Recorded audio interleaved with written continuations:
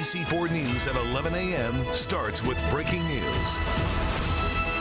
Now at 11, dozens killed in a 7.4 magnitude earthquake that shook western Colombia. Dramatic new video flooding in of the widespread damage. This is the second major quake in South America this summer. You may remember that twin quakes that hit Venezuela in June. Good morning, I'm Philip Lamb. This morning, Colombia leaders say the situation is, quote, serious as first responders rush to rescue people trapped under those collapsed buildings. The epicenter was in San Jose del Palmar. That's about 250 miles west of the capital of Bogota. Severe shaking was felt as far as Ecuador. NBC4's John Cadiz-Klimac joins us live in our newsroom. John, I know you've been 71 and counting, Annabelle. Some of these images are just devastating to see. The USGS lists the quake at a depth of about 66 miles deep, but it was strong enough to topple some buildings and crumble others. We're going to show you some of what we've been seeing coming out of Colombia right now. Incredible images coming into our newsroom all morning. Homes and small businesses collapsed. There is a frantic search right now for survivors in buildings that are no longer standing. The mayor of the city of Cali already tallied 20 buildings that have collapsed. The U.S. Embassy in Bogota says it's monitoring what's happening right now. There have been disruptions at airports there, too. And then look at this. This happened in the city of Manizales, about 190 miles west of Bogota. One of the towers of the neo-Gothic cathedral there collapsed and fell on the nave. The quake hit about 7:30 a.m. in Colombia. That was about 5:30 a.m. our time, of course. This comes after two back-to-back 7.2 and 7.5 magnitude earthquakes in Venezuela in late June. Those earthquakes destroyed hundreds of buildings and killed more than 5,000 people. Again, the tally now in Colombia is 71, but it's just the beginning of this. The newly inaugurated president of Colombia says he will personally supervise recovery efforts. Seismologists say major quakes could certainly happen here.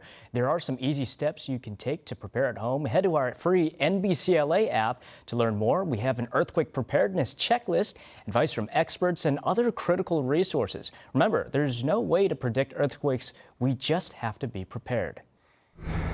And breaking news, a CHP pursuit came to an end along the 5 freeway at the 14. News Chopper 4 was overhead as police were responding to the crash. This was about an hour ago. They say one person is in custody. CHP says they were pursuing what was believed to be a stolen gray Audi when the car crashed into another SUV. If you have guacamole or salsa in your fridge, you might want to listen up. Taylor Farms is recalling its prepared foods containing jalapenos over salmonella concerns. NBC's Ann Thompson has the popular stores the products are sold in. Parents, as you know, college can be expensive, but now you can sign up for free courses. The partnership making it possible next. Expanding access to higher education, UCLA and the SOLA Foundation are bringing free university courses straight to South LA. The tuition-free courses will focus on artificial intelligence, entrepreneurship, product design, storytelling, and project management. Everything will be taught at the brand new SOLA AI and Entertainment Center in Crenshaw. The executive director of SOLA, Sherry Francois, joined Today in LA to talk about this invaluable program for South LA. Looking live from Universal City now, we're getting a bit of a cool down this week. Meteorologist Stephanie Olmo is tracking the first alert forecast. And as you just heard Stephanie say, we're expecting another round of high tides along the Southern California coast. We could see flooding in low-lying areas like parking lots and walkways. As a precaution, Metrolink is temporarily suspending the Orange County line service until Friday. Trains will not be running. And one of the biggest mysteries in music heads to trial today. At one point, Davis confessed to his role in the shooting, then walked that confession back. Davis has been behind bars since late 2023. He's pleaded not guilty to murder. Legal expert Royal Oakes spoke with us about what may come up in this trial. Love Island superfans got a front row seat to the drama right here in Universal City. The cast of the reality dating show filmed the reunion last night on our lot, and they had quite the audience. A tragic update on Jackie the Eagle. Moments ago, the Ojai Raptor Center confirmed the beloved eagle passed away this morning. Jackie was found grounded on July 17th following a territorial fight with younger eagles. Here's a live look from Friends of Big Bear Valley camera. Jackie had been under intensive medical care for the past 3 weeks. We were reaching out for more information surrounding her death, and we'll have an update on that at the NBC4 News at 3.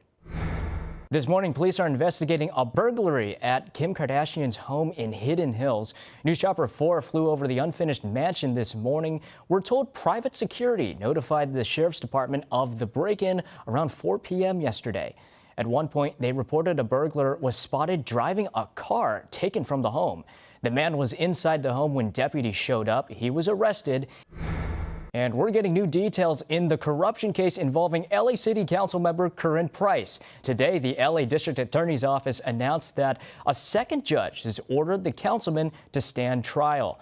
Last week, a request by Price's attorneys to drop the case was rejected. He's currently facing 12 corruption-related charges, including embezzlement and conflict of interest.